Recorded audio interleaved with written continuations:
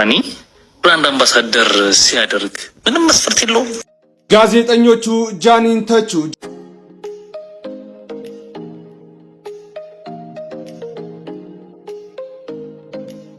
ጃኒን ብቻ ሳይሆን በአጠቃላይ ሶሻል ሚዲያ ላይ እውቅና ስላላቸው ሰዎች እና አምባሳደር ስለሆኑ ሰዎች እነዚህ ሁለት ጋዜጠኞች አንስተው በወፍ በረር አየት እያደረጉ ነበር። ታዋቂ ሰዎች በጭፈራም ታዋቂ ሆኑ ወይም በበጎ አድራጎት ወይም ደግሞ ሰው በሚጠላው በሆነ ነገር ተሰድበውም ታዋቂ ሊሆኑ ይችላሉ። ግን ድንገት ሰው ስላወቃቸው ሰው ስለወደዳቸውና ሶሻል ሚዲያ ላይ ስለተወደሱ ብቻ ለተለያየ አገልግሎት ለሚሰጡ ተቋማት እነሱን አንስቶ አምባሳደር ማድረጉ ተገቢ ነው ወይስ አይደለም የሚለውን ነው ያነሱት። ለምሳሌ የጥርስ ክሊኒክ ላይ አምባሳደር የሚሆን ሰው ኮንቴንቱ ስለ ጥርስ ሕክምናና ስለ ምናምን ነው ወይ? ስለ ሌላም ነገሮች እንደዛው አምባሳደር የሚሆን ሰው ኮንቴንቱ እነዛን ነገሮች የሚመለከት ነው ወይ? እንደ አጠቃላይ ሶሻል ሚዲያ ላይ ኮንቴንት ክሬት የሚያደርጉ ሰዎች የእውነት ኮንቴንት ክሬት እያደረጉ ነው ወይ?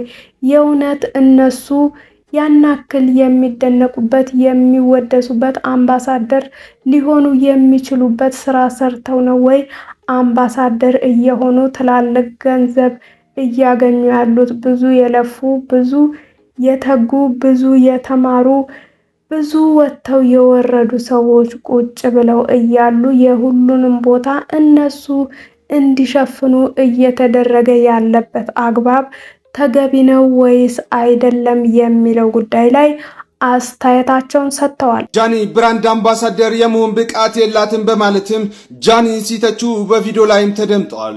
ታዲያ በርካቶችም ይህ ንግግራቸው ከሰሙ በኋላ ይህ የቅናት ወሬ በማለትም በአሁኑ ሰዓት ሀሳባቸው ውድቅ እያደረጉባቸውም ይገኛሉ።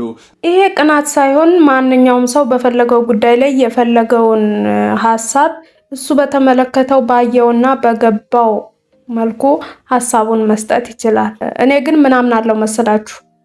ምንም ሰርቶ ምንም ነገር ላይ አክቲቭ ሆኖ ራሱን አሳውቆ ተጽዕኖ ፈጥሮ ዓለምን እንዲያየው ስቦ ዓለም እንዲገዛው ትኩረት መሳብ የቻለ ሰው በጣም ጎበዝ ነው፣ አደንቃለሁ። ግን በሌላ ጎኑ ስናየው በጣም ብዙውን እድል ቲክቶከሮች ናቸው እየወሰዱት ያሉት። ሙሉንም ገበያ ፕሮሞሽኑን፣ አምባሳደርነቱን፣ ቲክቶክ ጌሙን፣ ቲክቶክ ላይ የሚሰጠውን ነገር በሙሉ እየተቆጣጠሩ ነው ያሉት በዚህ ሰዓትና ብዙ ሰዎች በእነሱ ምክንያት መታየት እያቃታቸው ነው። ለምሳሌ አርቲስቶች አንዳንድ ፊልም ከመስራት ሌላውን ነገር ቲክቶከሮች እየሸፈኑባቸው ነው። ሙዚቀኞች ሰሞኑን አይታችኋል። ሰይፉ ላይ የሆነ አርቲስት ቀርቦ በጣም ብዙ ዘመን የሰራ የሚደነቅ በጣም ጎበዝ አርቲስት ተራብኩ ብሎ ሲናገር ነበረ። ምክንያቱም እነሱ መታየት አልቻሉም።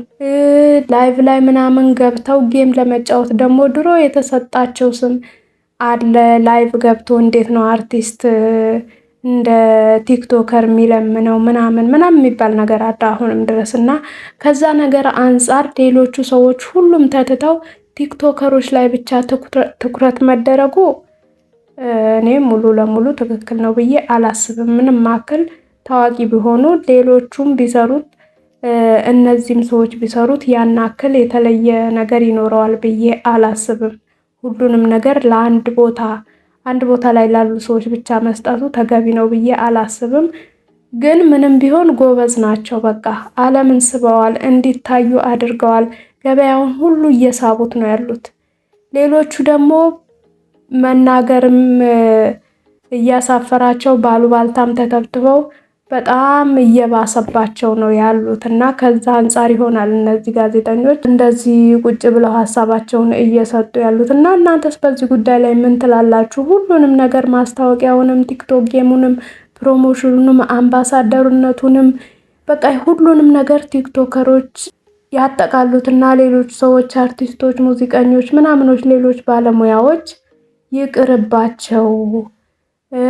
ምንም ነገር ምንም በቃ ትልልቅ ቦታ ያሉ ነገሮችንም ሁሉንም ነገር ቲክቶከሮች ይስሩ ባዮች ናችሁ ወይስ ደግሞ የሆነ ቦታ ላይ የሆነ ገደብ ቢቀመጥ ባዮች ናችሁ? ሀሳባችሁን አስቀምጡልኝ። ቪዲዮውን ከወደዳችሁ ሰብስክራይብ በማድረግ የቻናሌ ቤተሰብ ሁኑ። ኦኬ ታንክስ ፎር ሊስኒንግ። ናውጣ እኮ ነው የምልህ አንተ። እሺ